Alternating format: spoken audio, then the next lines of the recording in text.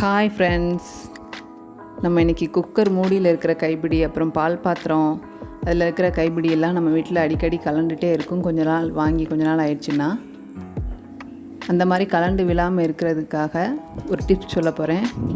என்ன அப்படின்னா, அந்த கைப்பிடியை நம்ம ஸ்க்ரூ ட்ரைவர் வச்சு கலட்டி எடுத்துக்கலாம்.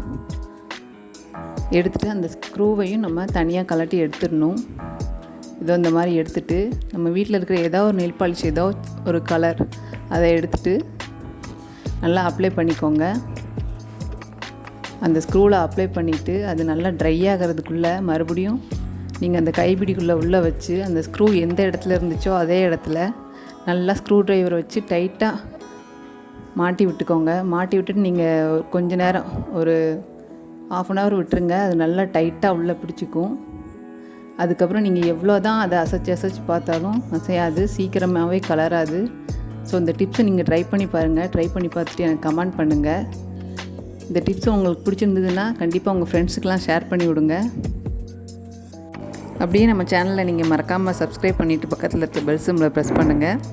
அப்போ தான் நம்ம போடுற டிப்ஸ் எல்லாம் இன்னும் உங்களுக்கு நோட்டிஃபிகேஷன்ஸ் காமிக்கும். தேங்க்ஸ் ஃபார் வாட்சிங். பாய்.